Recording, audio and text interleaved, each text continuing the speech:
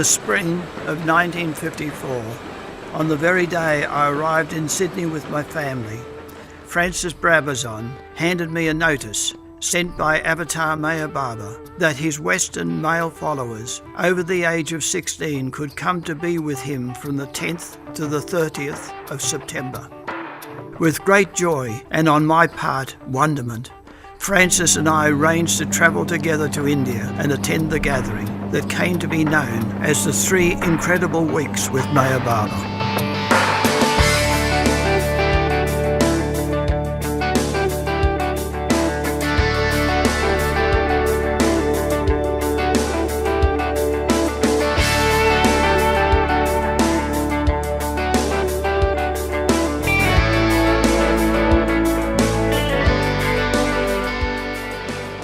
We arrived in Bombay on the 10th of September, where we met 15 other Western men from America and England, and we set off by coaches to Neverovatne.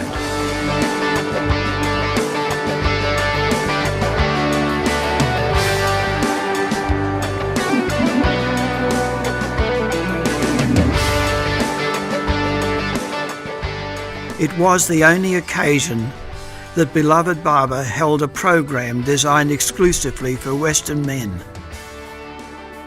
And it proved to be a time of extraordinary intimacy between Baba and this small group of men.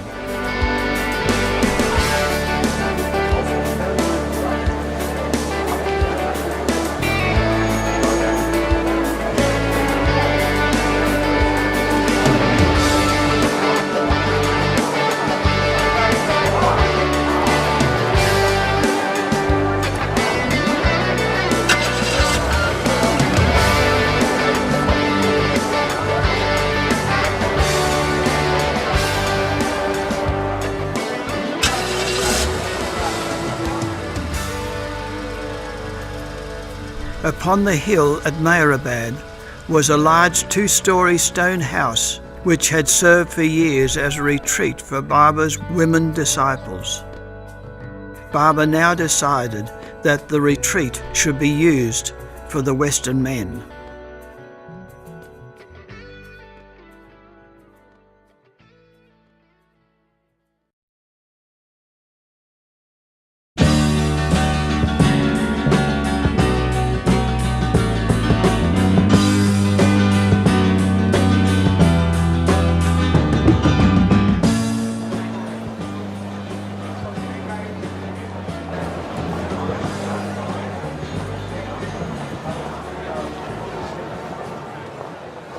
Early in the morning of the 12th, we were taken by coach to Ahmednagar to Wadia Park.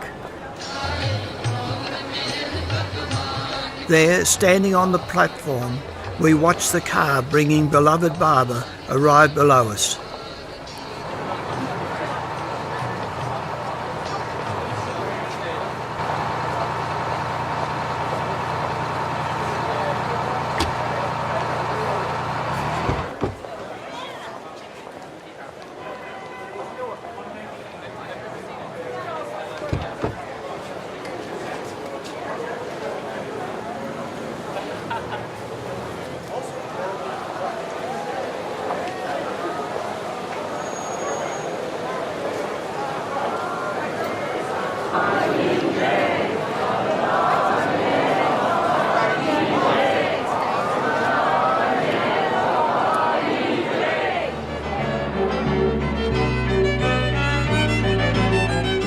Baba seated himself on the platform, and we then sat on chairs in an arc some 10 feet behind him. Then, as though he had suddenly remembered our existence, he turned in the chair in short, emphatic movements, looking at each one. His glance pierced me as though it were a shaft penetrating to the depths, and I felt a shock through my body like an electric charge.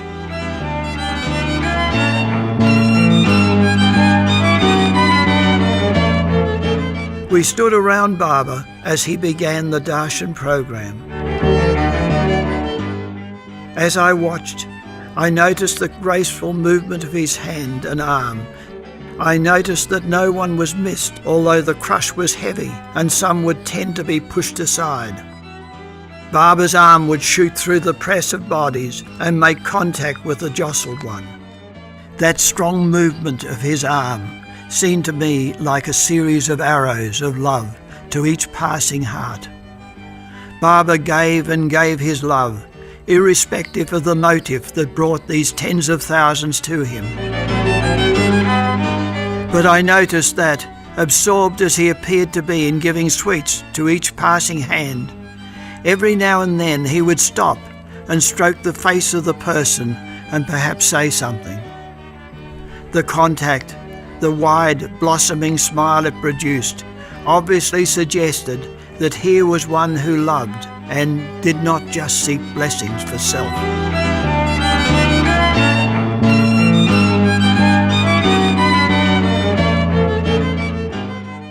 Baba's mandali directed alternate lines of men and boys, then lines of women and girls, so that they came single file before Baba. For the most part it was orderly, but at times large groups, especially of men, surged forward impatient to get to him. He was so magnetic that people sometimes could not restrain themselves. I wondered, aren't they aware of Baba's love where they are? Suddenly I realized they were surging toward Baba because they were receiving his love. They felt compelled to get to him, to touch him and to drink from the cup of his divine love. Sometimes Baba himself would have to stand up and wave the people back to their seats, reassuring them that he would not leave until they'd had their precious contact with him. I gave my all to the one I found the greatest thing that I could ever find. I found God's love in every little thing I do in life. I know that He alone is real. Yes, I know that He alone is real. And once I saw love. Late in the day, Baba's right hand gave out, and he continued giving prasad with his left. When some of his disciples asked him to rest, he replied, "This is my rest." And that He is near Baba, and that we should follow Him, and that He is near Baba. I saw the At 6 o'clock, it was time for the darshan program to end, and by now the atmosphere was electric with Baba's presence. The crowd, seemingly magnetised by Baba's irresistible love, simply could not break the connection with him. To escape, Baba mounted on the top of the car that had brought him. The glorious sunset became enhanced by the magnificent luminosity of Baba's light as the car slowly moved through the crowd of ecstatic people.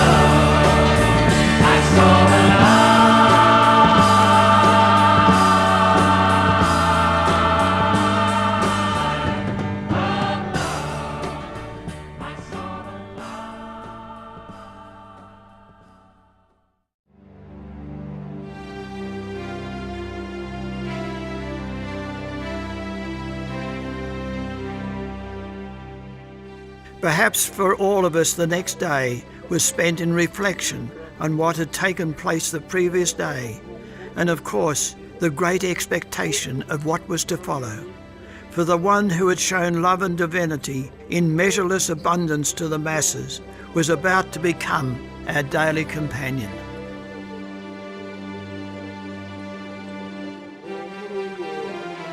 We rose early in eager anticipation of beloved Baba's arrival. A lookout was stationed on the tower, and suddenly he shouted, "He is coming."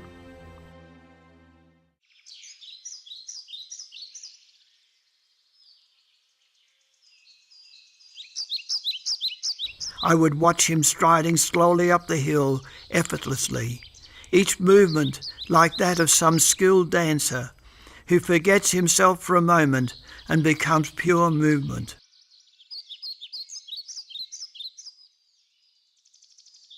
I never saw a single movement of body, limbs or facial changes that did not prompt my heart to declare perfection and my mind to be baffled and say, he could not be other than God.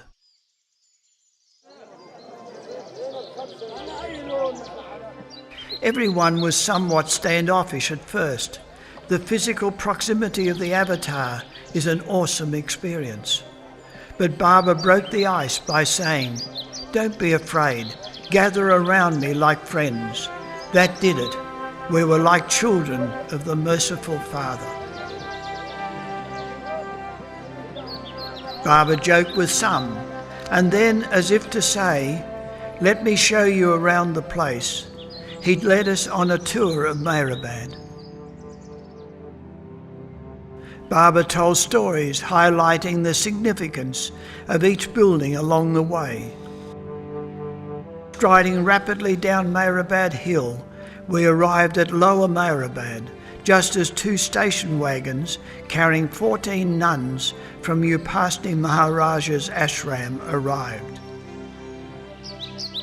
As each in turn bowed at Baba's feet, Baba exclaimed, "I am the Ancient One.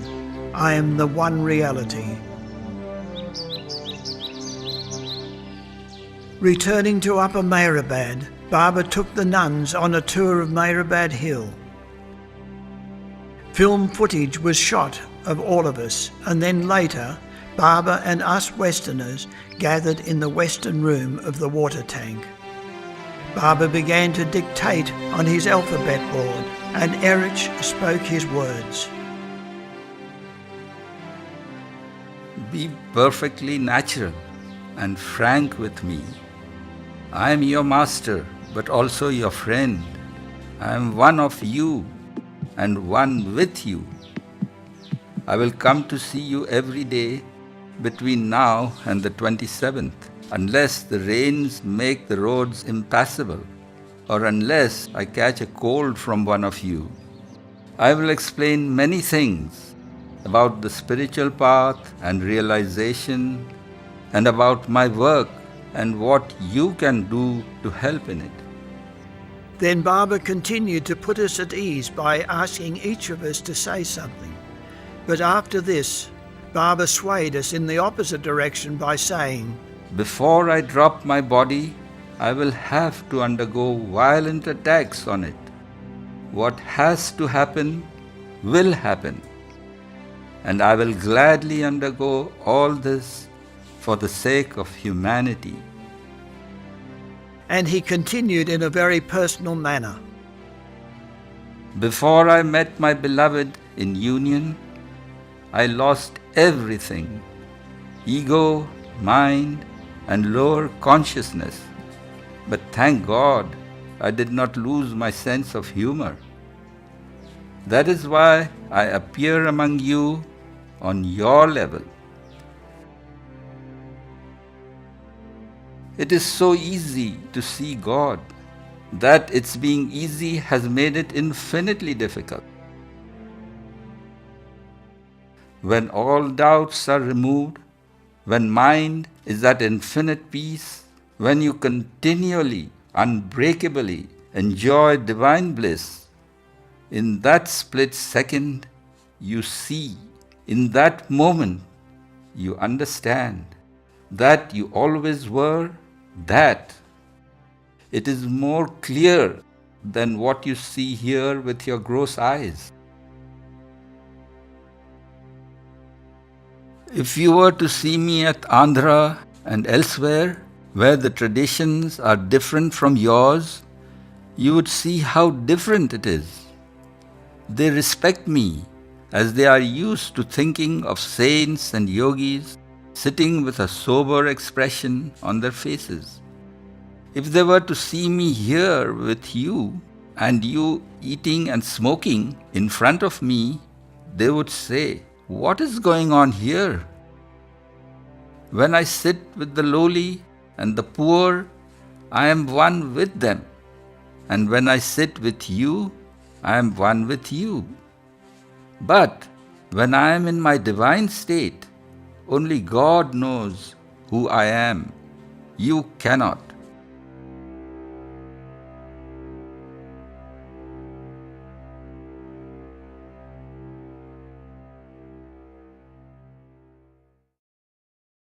Before departing, Baba promised us that he would give each of us a private interview the next day. Then Baba went down the hill to confer with Padre and Pendu about the arrangements for the meetings on the 29th and 30th.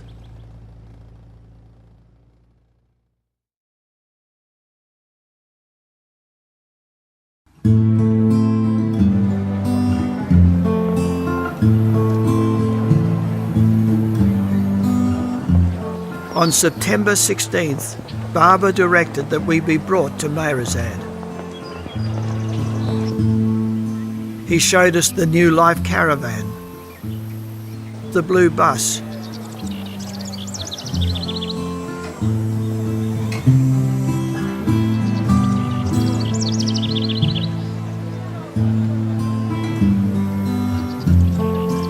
the Mananash cabin and other rooms.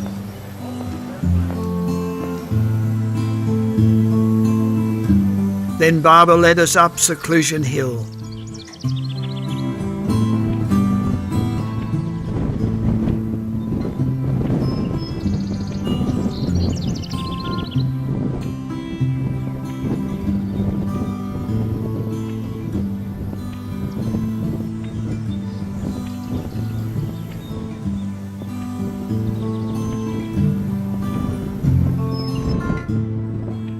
At the crest he pointed where his cabin had been. He also said that the hill was not far from the place where Krishna used to play with the gopis. Baba told the men, "You are really fortunate to have come with me on the hill, with me leading the way. This is a very dear piece of land." Afterwards, Baba asked us to sit silently for 5 minutes. While embracing us as we left Mehrazad, Baba said, You have only 15 days more to absorb Baba. After you leave, you will be free. You can play, work, be with your family and children as much as you want. But here, now, try to absorb as much of Baba as you can. What I would like, in short, is for you to take me with you when you go back.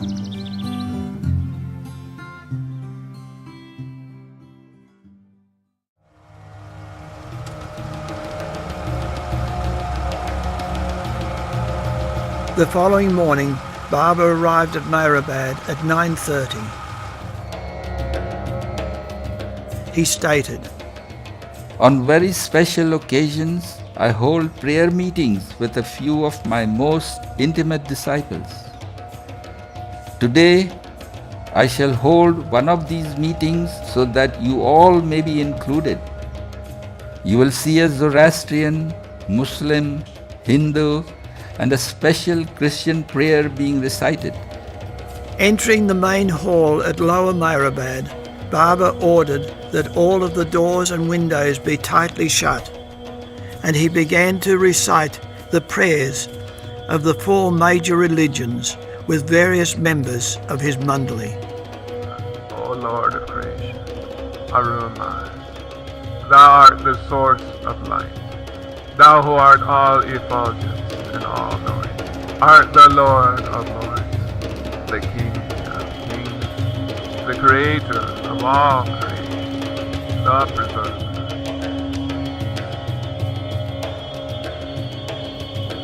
Bismillahirrahmanirrahim. Allahu Akbar. Allahu Akbar. La ilaha illallah. Wa ashhadu anna Muhammadan Rasulullah.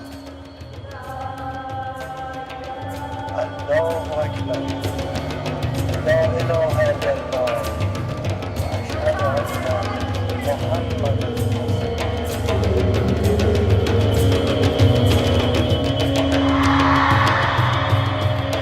जीवनदायक तत्व आप ही हैं। अपने भक्तों की इच्छा पूर्ण करने हेतु आप शरीर धारण करते हैं।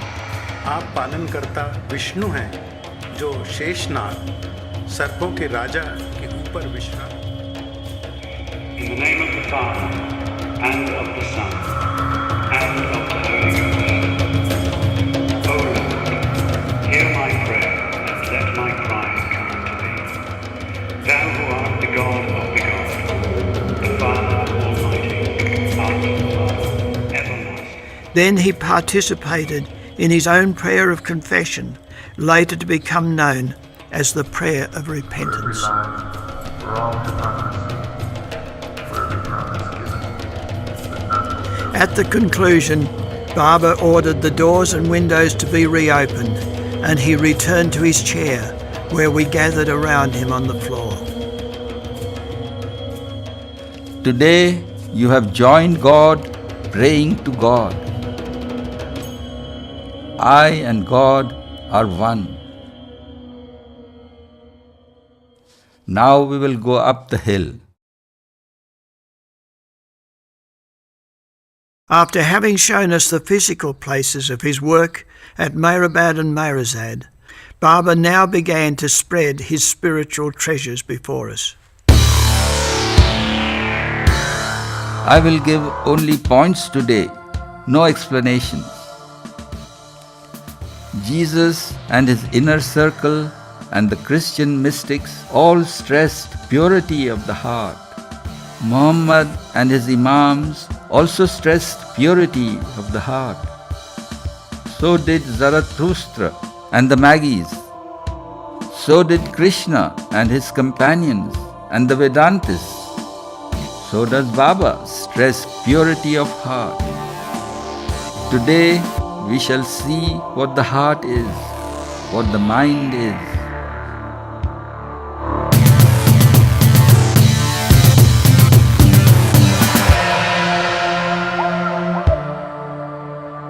The mind has a dual function. The first function is that of thinking. The impressions that lie dormant have to be worked out, and so they appear as thoughts. The second function of the mind includes all feelings and emotions. That means the heart. So what is known as the heart is actually the second functioning of the mind itself. This means that the first functioning of the mind is not important as far as spending impressions is concerned. It is natural. But the second functioning of the mind, which is generally called the heart, is important because it is the seat of desires. And unless the heart is void of all desires and all feelings, unless the heart is pure and naked, God, who is your innermost self, cannot reveal himself. Is this clear? Malcolm Schloss asked Baba, what about repressions? Not wishing to divert his talk, Baba replied to Malcolm. Do not ask this now. Baba then continued.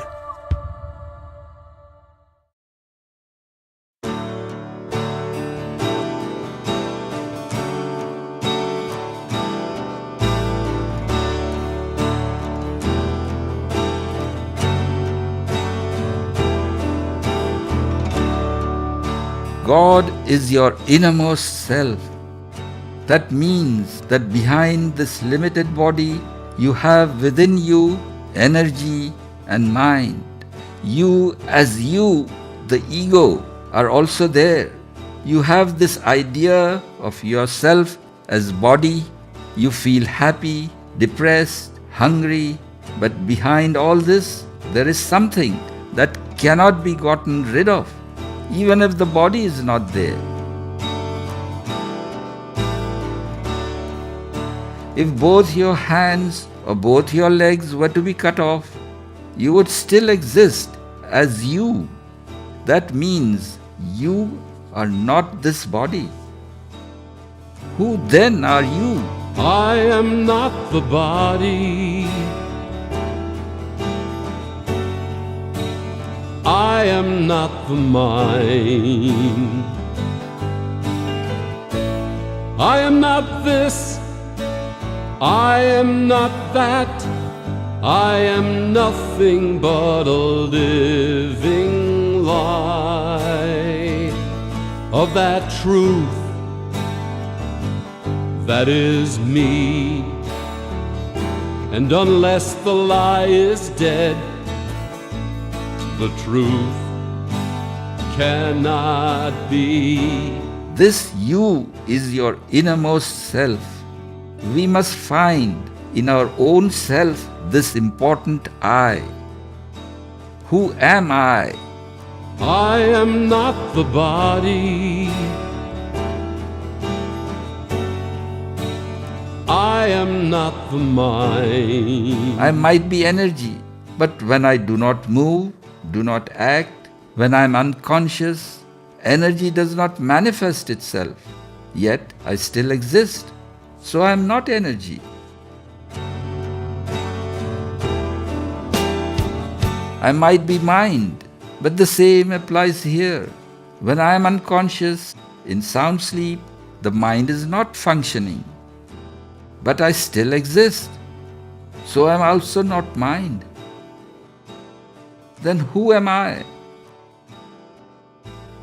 I am that which is not body, not energy, not mind. I am nothing but a living lie of that truth that is me. And unless the lie is dead, in sound sleep, what do you experience? Nothing. That is you. Why? If I am not body, energy, mind, then I am that which has no body, energy, mind. And only sound sleep means that.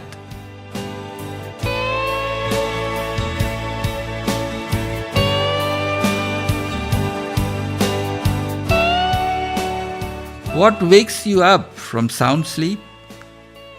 The impressions that lie on your mind. While spending old impressions, new impressions are formed, which also need spending. So ever new forms are taken according to good and bad impressions. Man, woman, beautiful, ugly, rich, poor, strong, weak, and so forth. Then comes the time when the impressions grow fainter and fainter, scarcer and scarcer.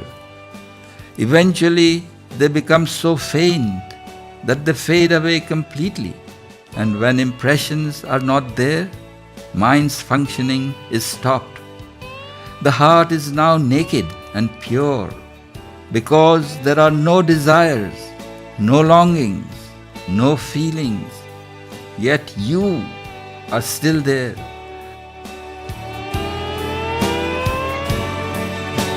I am not the body. I am not the mind. I am not this. I am not that. I am nothing. Then the I now experiences that state which is above mind. It experiences the original state of real I-ness. This ego is called the real ego. And just as with the false ego, Malcolm said, I am this body, or I am this energy, or I am this mind. Now Malcolm says, I am God. Only the pure in heart can see God. That is what Pardam asked about, what being pure in heart meant. I am nothing but a living lie of that truth that is me. And unless the lie is dead, the truth cannot be.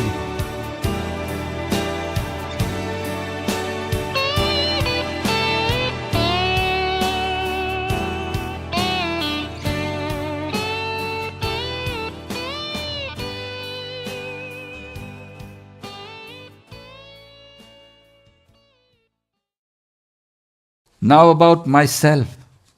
When I was a boy, I did not know anything. I had nothing to do with spirituality. I preferred marbles, kites, cricket.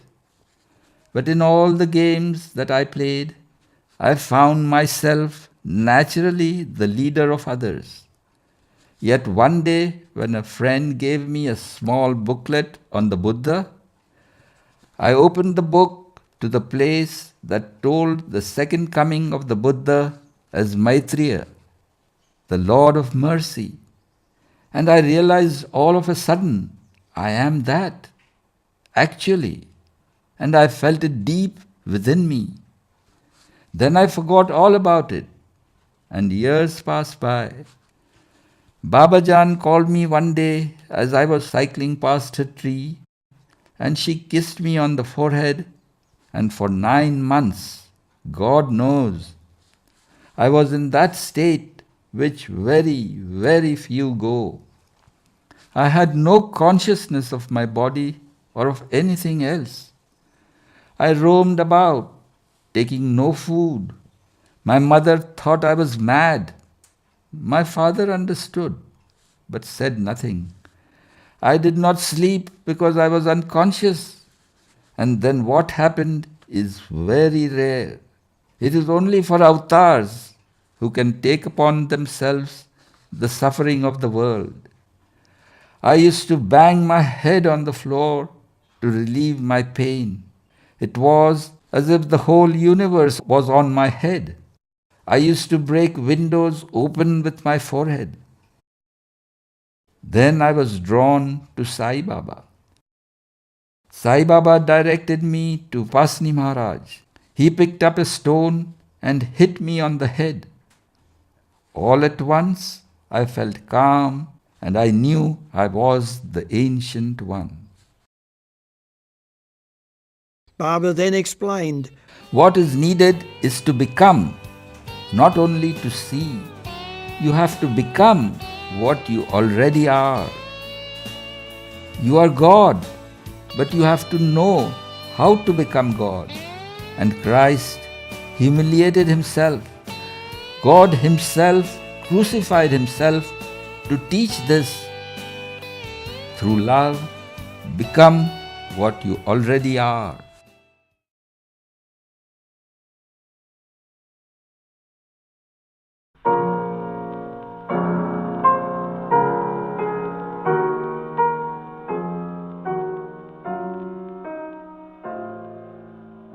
At 10 a.m. Baba arrived at Mehrabad, where he greeted each of us warmly and led us into the lounge.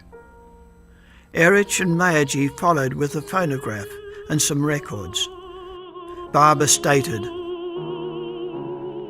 Kabir said, any music is the seventh shadow of that word. As soon as I break my silence, that first word will make your hearts vibrate. Then music from Marian Anderson, Fritz Kreisler, Richard Crooks and Ima Sumac was played.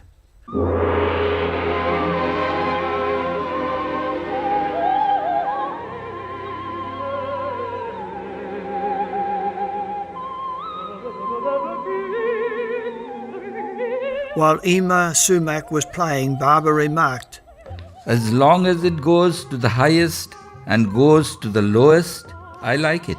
It reminds me of my original state. I feel happy.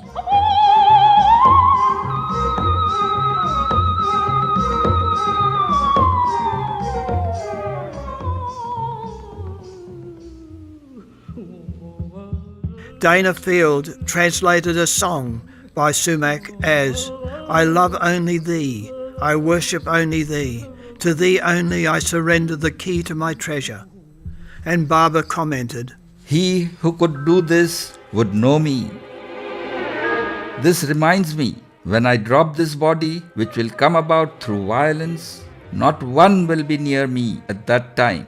None of my lovers, none of my mandali, only those who would kill this body.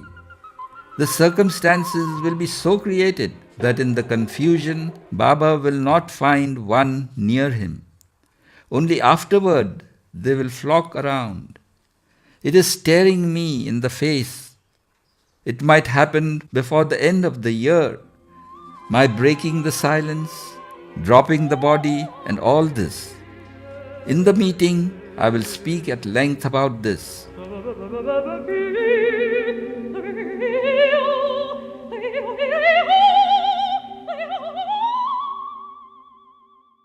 At the end of the record, Baba turned to Charles Purdom and asked, Dear Charles, can anyone imagine how I am here and simultaneously everywhere? And I am being crucified every moment, and I would willingly die 1,000,000 deaths to make someone love our beloved God, who alone is worthy of our love.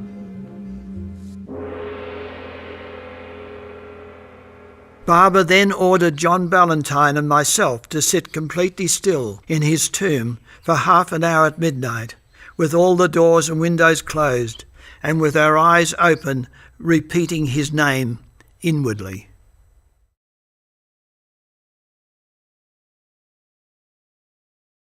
Baba walked up the hill this Sunday morning, again picking up stones and throwing them. When he arrived at the top, he smiled, but was suffering. Baba then turned to me and asked me what I had experienced sitting in the tomb the previous night. After I attempted to explain how my heart pounded and of the immense difficulty I had in trying to carry out his orders, he said to me, Do not be frightened. There is nothing to fear. Don't force your attention. Even if a snake comes, let it pass by. And love Baba during these half hours. Why this fear?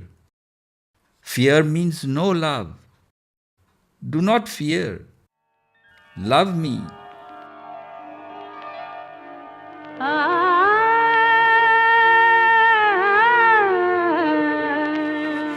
Let us have music. Indian music is all about love. Some of you may not like it, but I will explain it.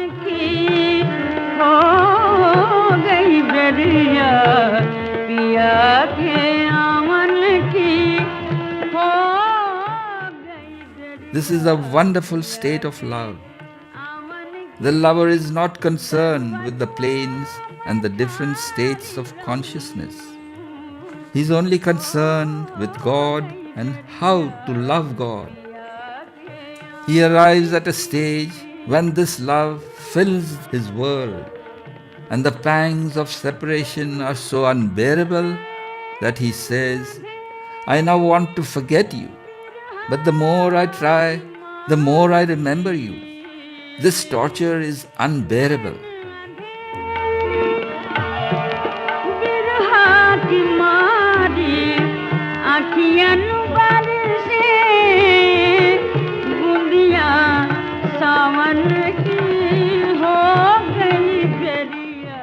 Baba proceeded to give interpretations of the words sung in the different records. Oh, you who love to talk of love, do you know the difficulties and hardships facing you?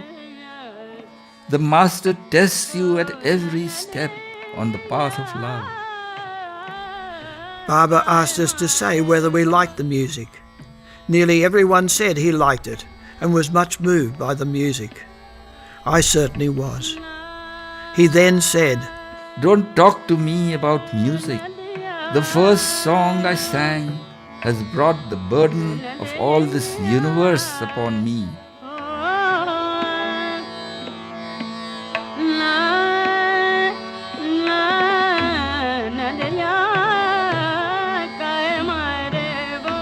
Malcolm asked Baba, does God enjoy illusion? God, as God-man, enjoys illusion, but is free from it, for he governs illusion. All these are words, but words based on experience. You have that solace at least. The records continued with Baba interpreting. Remember, one who really loves God, God annihilates him. God mixes him with the dust. The records continued and a recording of Begum Akhtar was played. Baba translated. O you who talk of loving God, you have to bow down to Him as though at every step, every particle of dust were a threshold to the Beloved. The records concluded and Baba said to us, So today we talked of love and heard songs of love. Today we resolve that we must love God at any cost. And the most practical way to do it, I will tell you at the meeting.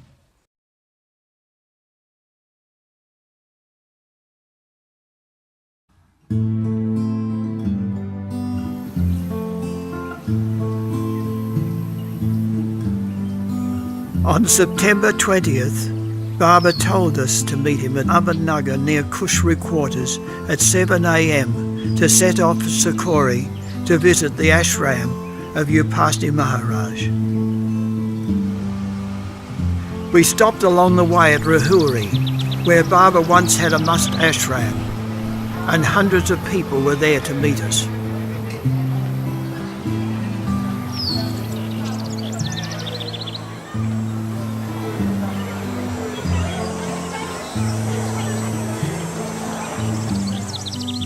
By 9:30 we had reached Sakori. Sakori is the ashram of Upasni Maharaj, one of Baba's masters. What beauty unfolds to the eyes of those who stand at the threshold of Eden. Their longing has made them a meadow prepared for the King's returning. How the breeze that stirs the flowers by the path of all our yearning brings a shout from the heart for the world to hear. The King is at last returning. As the horses pass, all our grief and loss are cast to the dust as nothing. Darkness is past, daylight at last. The King is returning to Eden.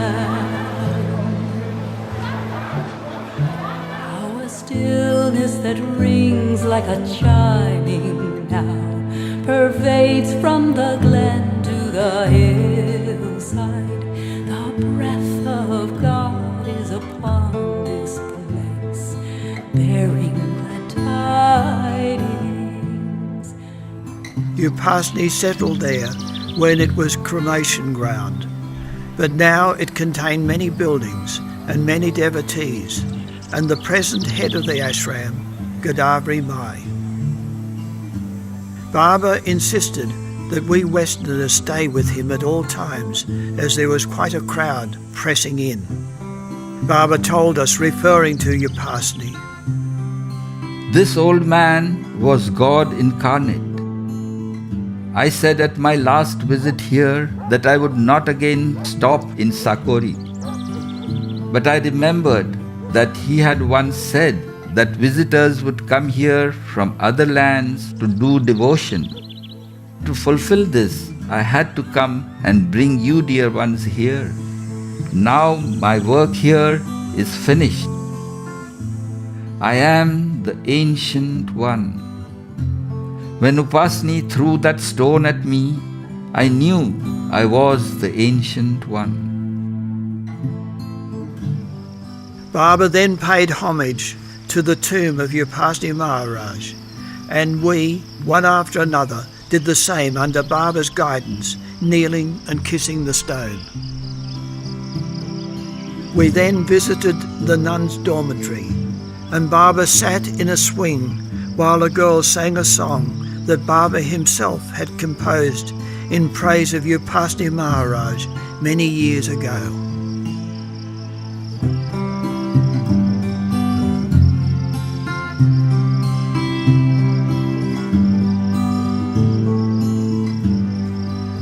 While he was on the swing, Baba commented, The swing is attributed to Krishna. His mother used to rock him as a child, and when he grew up, the gopis used to rock him. Now it is customary for avatars and perfect masters to be rocked in a swing. And his face is like the green, green grass. His face is like the meadow in early spring. Hear him sing, the end is my beginning.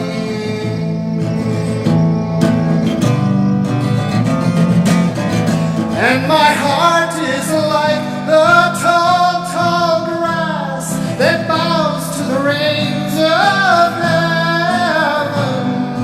Let the world know, tell every soul, the King is returning to Eden.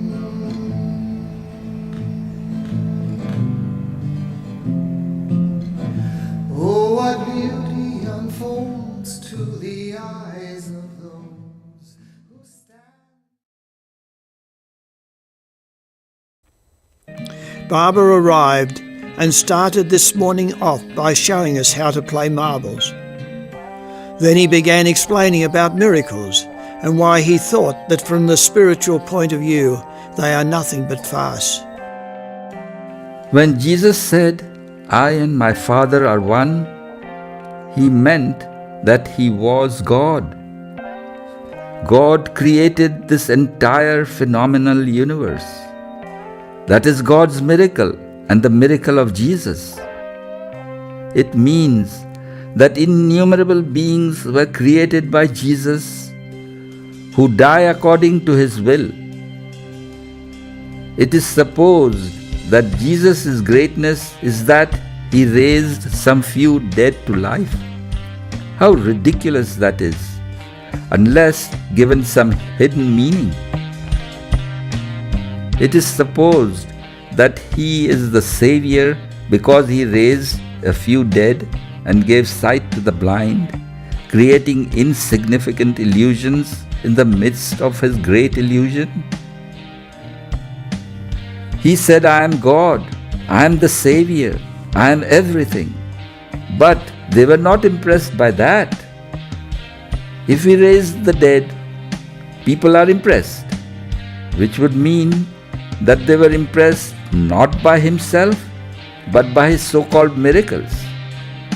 Had Jesus not raised the dead, had he not performed the miracles, he would not have been crucified, and he wanted to be crucified. He performed the miracles to make certain of being crucified.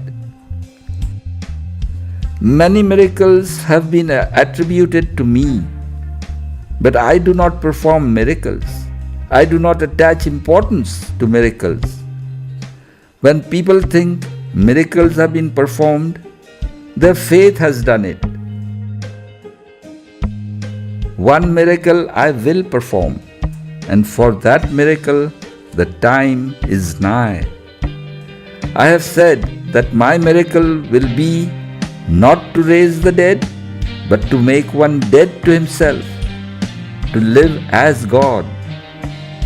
I have repeatedly said, I will not give sight to the blind, but I will make them blind to the world in order to see God.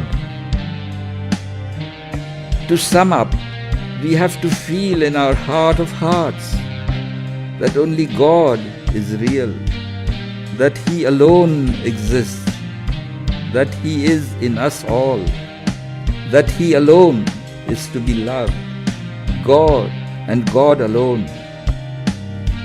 I give everything and demand nothing in return.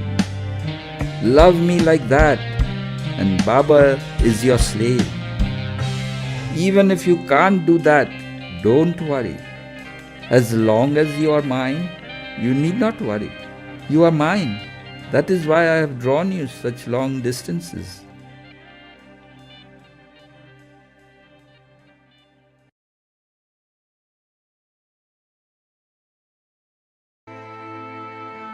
On Wednesday the 22nd, Baba arrived at 10:30 a.m. He did not walk up the hill today, and he appeared to be very strained and tired. He started the day by dictating on his board. I used to say to the Mandali that in God's work, Maya always opposes. It is necessary. Just as illusion is necessary for the realization of God, so Maya's force in opposing God's work gives strength to the work. The greater the opposition from Maya, the better the result. Baba then explained, The meetings on the 29th and 30th will be the first and last meetings of their kind. As the day approaches for these meetings, the burden is lowering on my head, just as the clouds lower in the sky. In eternity, there is no time. Nothing has ever happened, and nothing ever will happen. There is no time factor. Billions of years ago, you were. Today, you are here. Ever afterwards, you will be. Today, all that is happening is not happening, though this does not appear to be so now. When one has experience of eternity, one knows that God is. To say that God was, is, and will be is wrong. All eternity is now present at this moment. So I say, God is. What happened yesterday has produced a temporary effect, but the actual happening of yesterday has stopped, which means that nothing happened yesterday. The temporary effect is illusion. So it goes on. God and illusion running parallel. Illusion says everything is happening. God says nothing happens. There will be no more explanations. I'll play marbles with you. I am so full of humor and so human that it is difficult even for rishis and saints to know me as I am. I am at every level and act according to that level. With a child, I am a child. With the highest saints, I am one with them. It is my nature to be absolutely natural, even with beloved God, who is one with me and I with Him.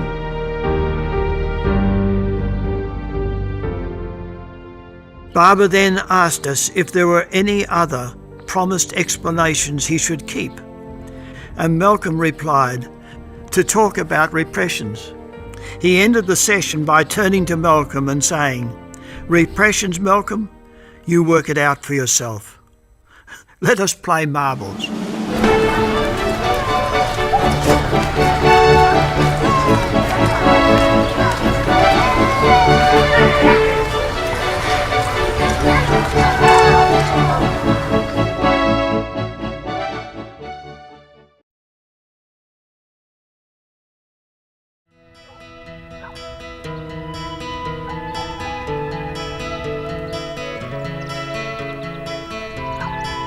Before entering the village, Baba took us to the Dooney, where many of his lovers from Arungaon had gathered.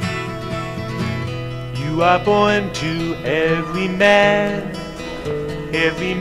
will feel your love. Every man will feel your love, your love, your love, your love. You are born to every man will feel your love. Every man will feel your love, your love, your love, your love. Here he lit the Dooney and the villagers, after singing Baba's arti, garland him. Every man will feel your love, your love, your love, your love. Every age you come to us to instill your love in us, so that we may be true to the trust you repose in us. Love divine, so pure, always will endure the passage of time until you come again. And once more, you are born to every man will feel your love. Every man will feel your love, your love, your love, your love. The outpouring of devotion from the Arungaon villagers at the Dooney and next in the village was not just from their acceptance of him as the avatar of the age, Ram and Krishna come again, but also as the result of the great personal care Baba had taken of these villagers from the days he first entered Neverovatne. Just the same, you come back to play your game. Baba now entered the village. His love had transformed. Worthy of love, 'cause you are love. To thy love, all the stars above. As children, so many of these people had been bathed, clothed, healed, educated and employed at the hands of the Avatar himself. This was the opportunity they had been waiting for, to embrace their beloved once again and return the love that lifted them out of poverty and ignorance. As we walked with Baba through the lanes, he suddenly turned and moved swiftly down a narrow passageway into a large communal room. He went straight to an old woman, embraced her lovingly in a seemingly eternal moment, and then just as quickly rushed past me on his way out. The scene was timeless. The heart cry of the woman's longing was timeless, and the response of God's embrace and comfort amidst the earthen walls and dirt floor could have taken place in any advent of the God-man.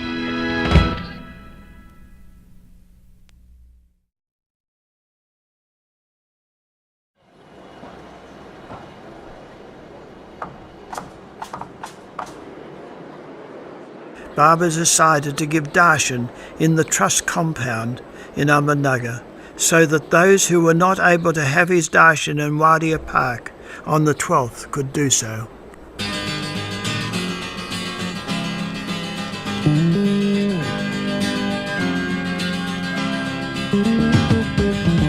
I give my life, you give me immortality.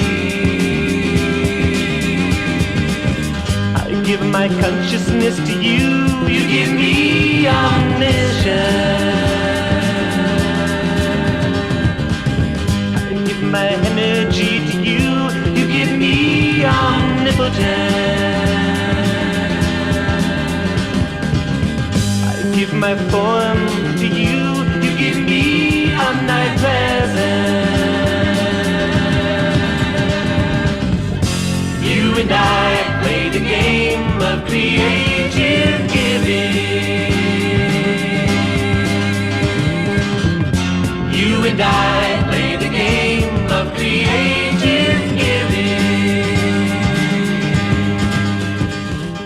At one point, a woman placed an Indian coin on Baba's foot.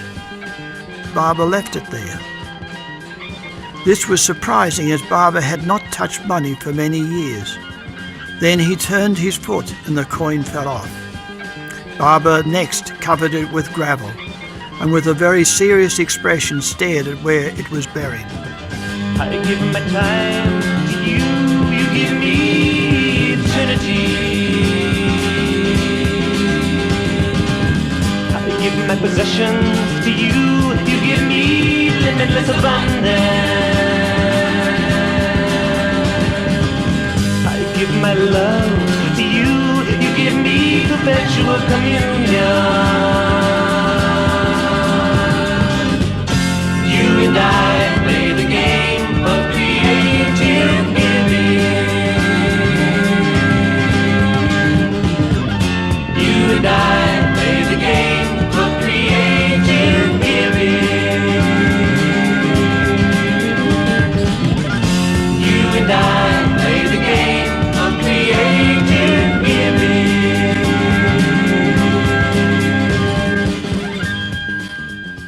Compared to the teeming masses at the Wadia Park Darshan, this was a far more intimate affair, but the individual devotion was just as great.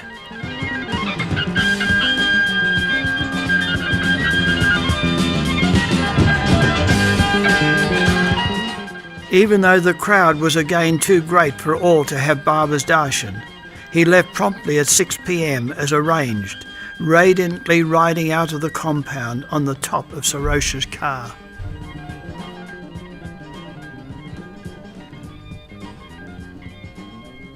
As he left, we expected that this would be the last time we would see Baba before the meetings on the 29th and 30th. But unexpectedly, Baba arrived the next morning, the 27th, at Meherabad.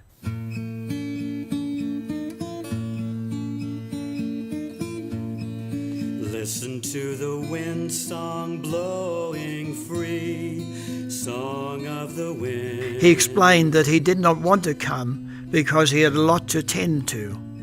But the women Mundley had presents for us and for our families. All quickly gathered in the West Room. Baba then distributed the gifts and photographs and said, To all you meet and see, give my love, the only thing worth receiving.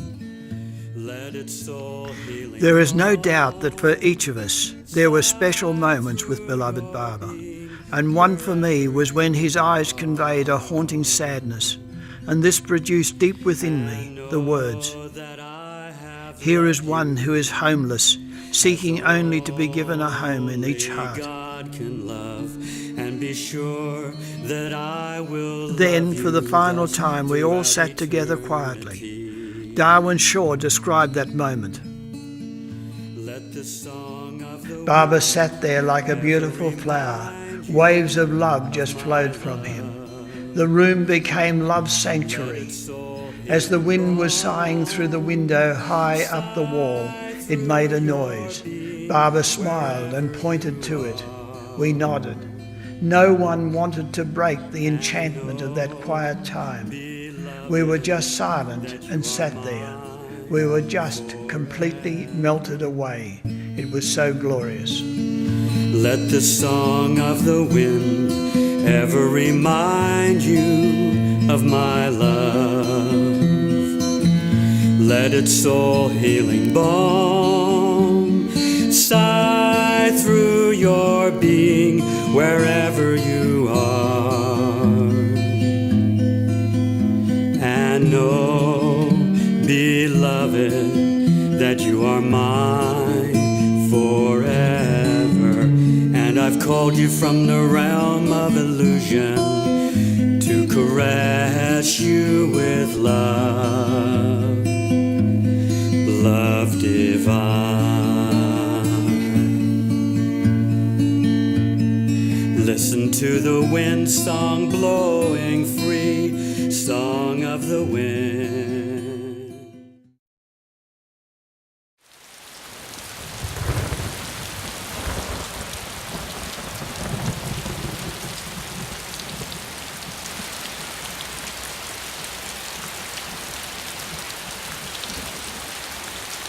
On the morning of the 28th, it started raining, and rained heavily for 24 straight hours.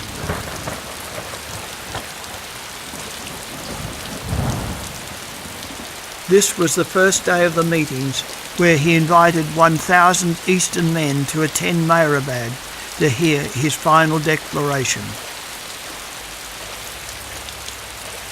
These wet conditions were very uncomfortable for everyone, especially Eastern men who had slept under tents.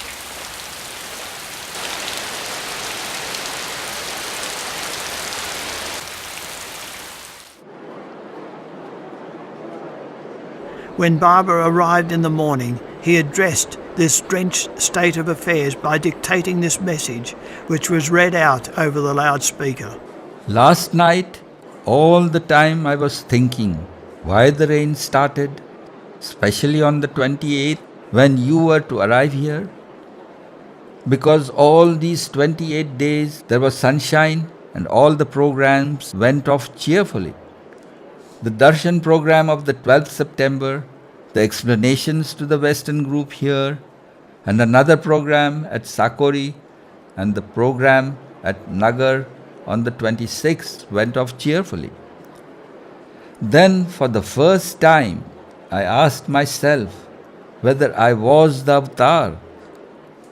And the clear and definite answer was, yes, I am the Ancient One, the highest of the high.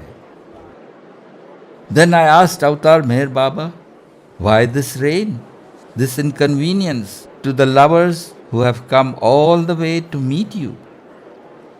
Avatar Meher Baba replied, those who really love you would come with their heads in the palm of their hands, and this inconvenience would be a happiness to them.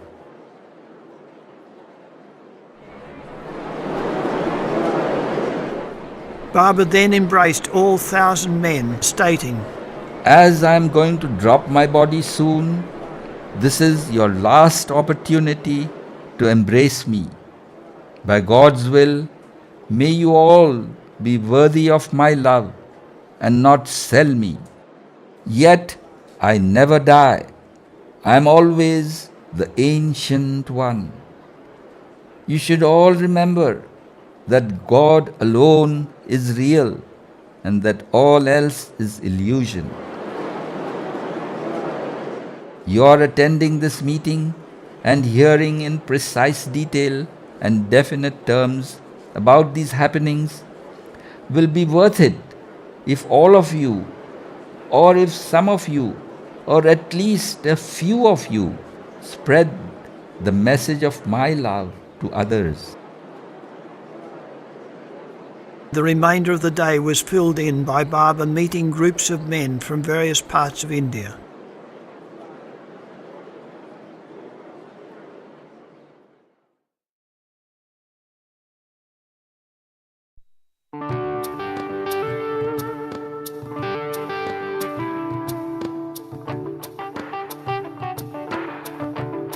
The next morning, the 30th, began cool and cloudy.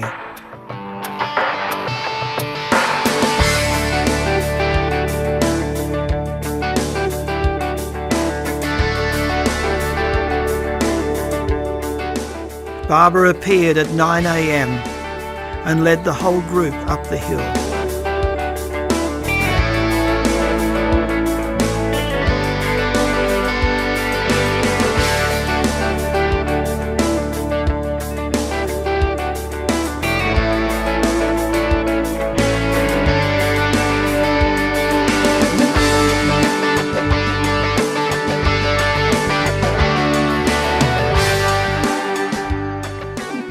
When we arrived at the top, Baba sat under a tree and we all rested while pictures were taken.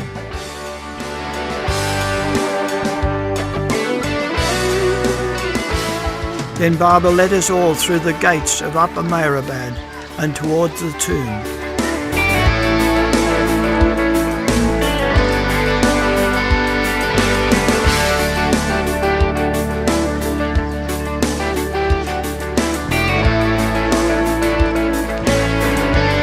and he explained that he wanted the assembly of men to see his tomb, his last resting place. As everyone gathered near his tomb, he told stories of early days and incidents that happened on the hill.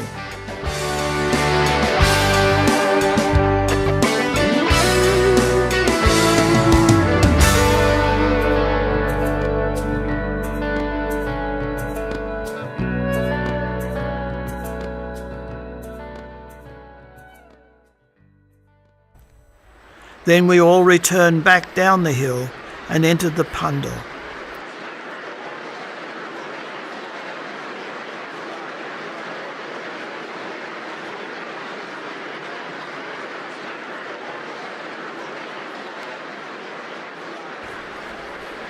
Then Baba left.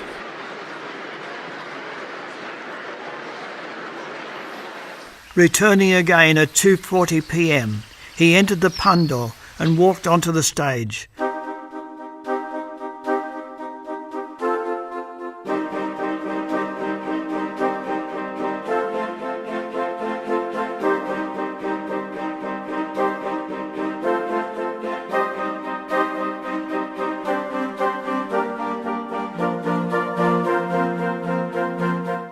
At 3 p.m. precisely, and in complete silence, Erich read out Meher Baba's final declaration. I am very happy to have you all here. I know that many of you have come to Meherabad under very difficult circumstances. Some of you have covered thousands of miles and even crossed continents to be at Meherabad today.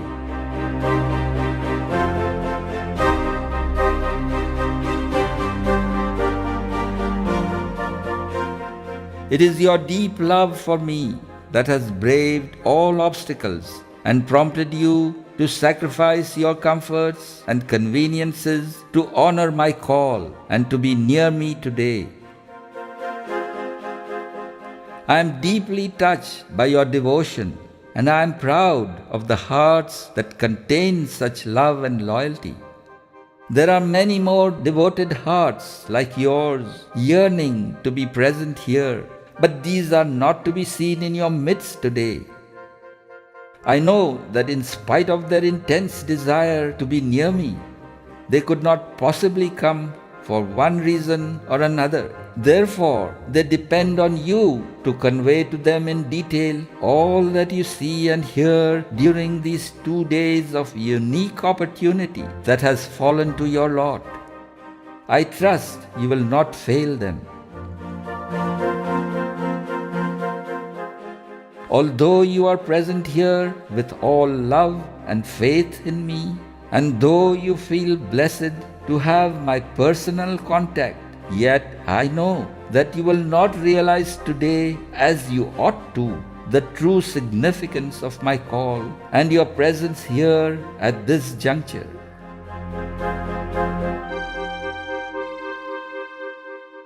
Time alone will make most of you realize not many months from now the significant importance of this assembly. The time is fast approaching when all that I have repeatedly stressed from time to time will definitely come to pass.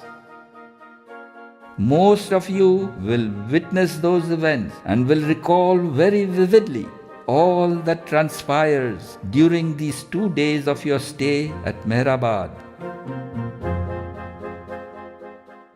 I have not come to establish anything new. I have come to put life into the old. I have not come to establish retreats or ashrams. I create them for the purpose of my universal work, only to repeatedly dissolve them once that purpose has been served. The universe is my ashram, and every heart is my house. But I manifest only in those hearts in which all other than me ceases to live.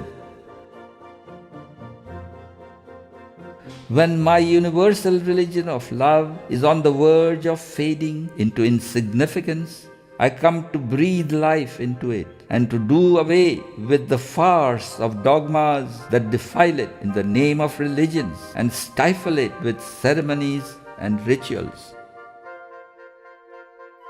The present universal confusion and unrest has filled the heart of man with greater lust for power and a greed for wealth and fame, bringing in its wake untold misery, hatred, jealousy, frustration, and fear.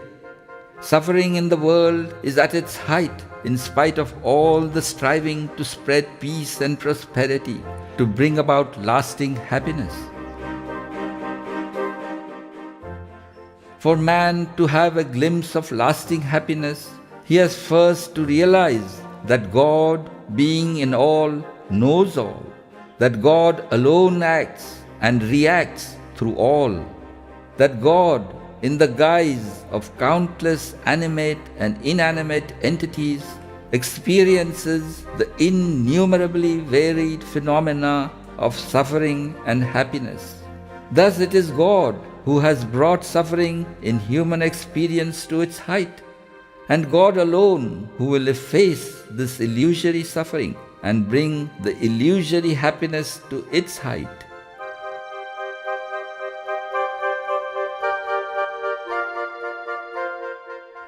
Whether it manifests as creation or disappears into oneness of reality, whether it is experienced as existing and real or is perceived to be false and non-existent, illusion throughout is illusion.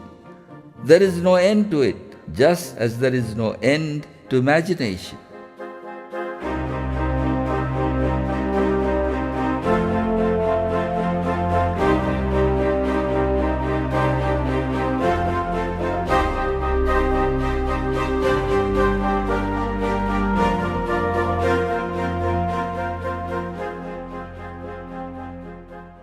There are two aspects experienced in illusion: manyness and oneness.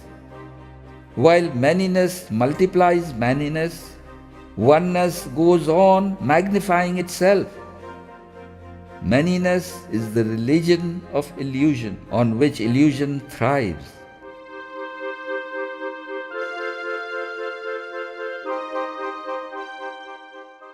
In the illusory beginning of time, there was no such state of mess in illusion as there is today. When the evolution of consciousness began, there was oneness in spite of the diversity in illusion. With the growth of consciousness, manyness also went on increasing, until now it is about to overlap the limit.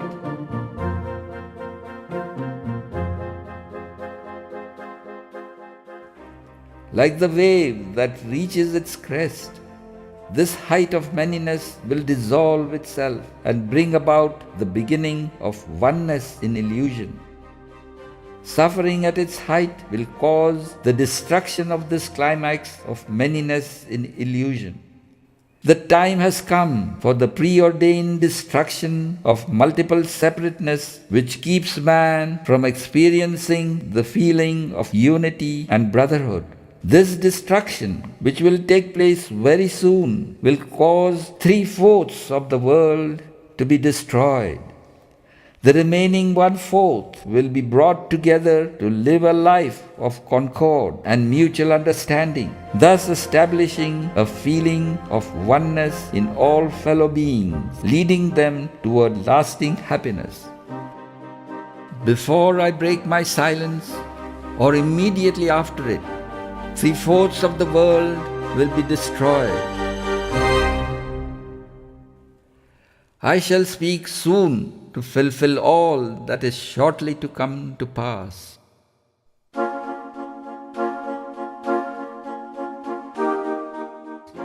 To affirm religious faiths, to establish societies, or to hold conferences will never bring about the feeling of unity and oneness in the life of mankind, now completely absorbed in the manyness of illusion. Unity in the midst of diversity can be made to be felt only by touching the very core of the heart. This is the work for which I have come. I have come to sow the seed of love in your hearts, so that, in spite of all superficial diversity which your life in illusion must experience and endure, the feeling of oneness through love is brought about amongst all the nations, creeds, sects, and castes of the world.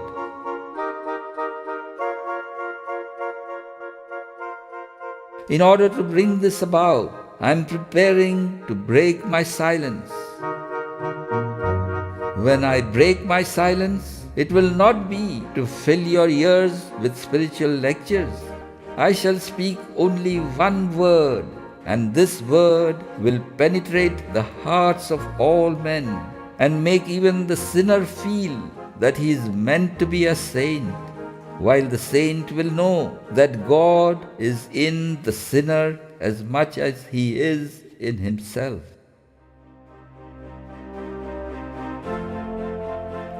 When I speak the word, I shall lay the foundation for that which is to take place during the next 700 years.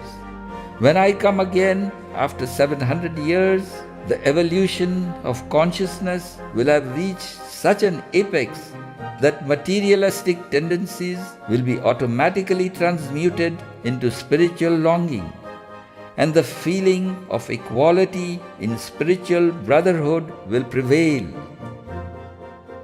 This means that opulence and poverty, literacy and illiteracy, jealousy and hatred, which are in evidence today in their full measure, will then be dissolved through the feelings of the oneness of all men. Prosperity and happiness will then be at their zenith. This does not mean that oneness in illusion shall remain so eternally. This is because all this that is illusion. The consciousness of oneness as well as manyness in illusion is part of the process of evolution. The time is bound to recur when there will be again the same beginning, growth and culmination of the heights of manyness and oneness in illusion. My next advent after I drop this body will be after 700 years, and that will mark the end and the beginning of a cycle of cycles. All cycles of time in illusion end and begin after 700 to 1400 years. There have been and will be millions and billions of such cycles in a cycle of cycles. Thus, there is no end to illusion, which always remains illusion.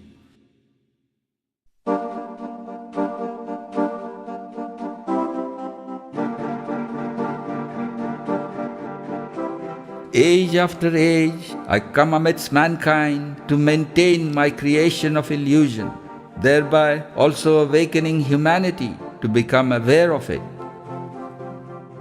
The framework of illusion is always one and the same, but the designs in illusion are innumerable and ever-changing. My advent is not to destroy illusion, because illusion, as it is absolutely nothing. I come to make you become aware of the nothingness of illusion. Through you, I automatically maintain illusion, which is nothing but the shadow of my infinite self. And through me, you automatically discard illusion when you are made aware of its falseness. My manifestation as the avatar of the time will be of short duration. This short period will, in quick succession, cover my humiliation, the breaking of my silence, my glorification, and my violent physical end. Everlastingly, with all the divine bliss within me, I eternally suffer for one and all.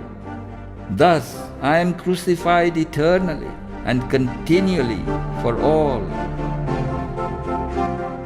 During this short period, my word of words will touch the hearts of all mankind, and spontaneously this divine touch will instill in man the feeling of the oneness of all fellow beings.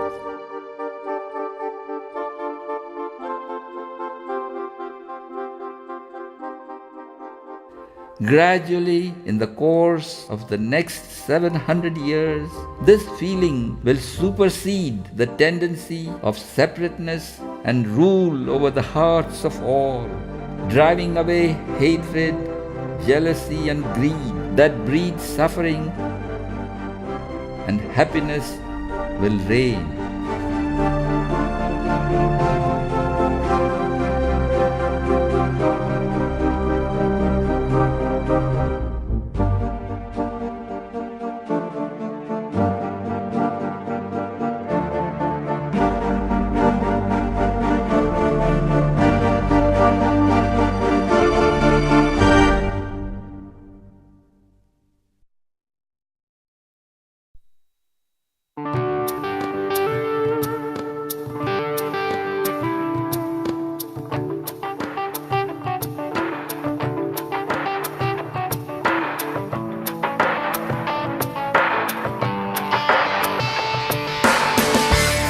Up until these 3 weeks in India, I no doubt accepted Baba intellectually as the Christ, and although there was fervour, there was not the depth of attachment to the body of the Avatar until my meeting him in 1954. The magic quality of those days in 1954, the sharp mornings and soft evenings, the indefinable quality of the atmosphere of Meherabad, in which the ordinary became extraordinary. That atmosphere, heightened immeasurably by the physical presence of Baba, pressed around me, palpable, warm, comforting, supportive, containing so much that I was at home, to the exclusion of any other home in the world. It is now 50 years later, and still that time is vivid in memory and experience. It constantly reminds me to turn to him, allowing the heart to respond to his truth and beauty, and thus replacing, submerging the clamours of the mind and its jumbled sanskaras. To do this, I remind myself to constantly feed the heart from the source of love, beloved Meher Baba. Love conquers all. Love alone prevails.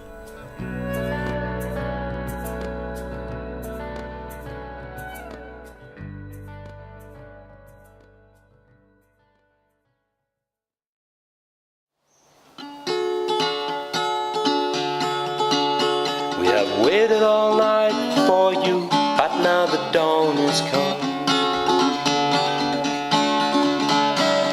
From distant places we came, there can be no returning home. We know it is morning because of the dawn's cool fingers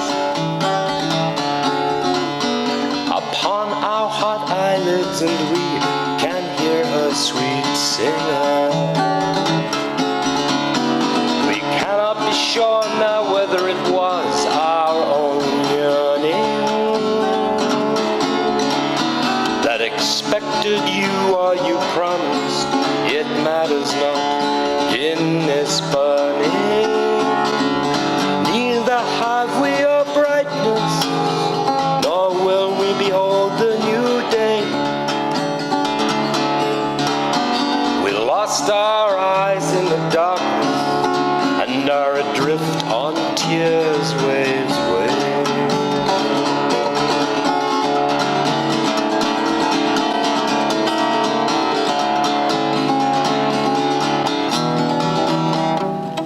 Blind witless wretches whose song the wind carries with the seagull's cry. Bold fellows brave enough to leave home, but not daring enough to die. Still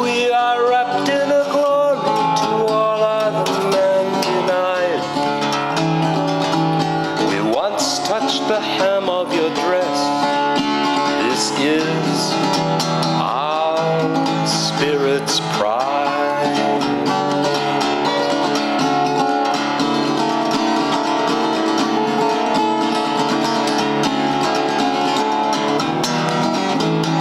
What is it to us that somewhere this world's sun will presently rise? Sometime this darkness of nowhere will be lit by the light of your eyes. What is it to us that somewhere the world's sun will presently rise? Sometime this darkness of nowhere will be lit by the light of your eyes.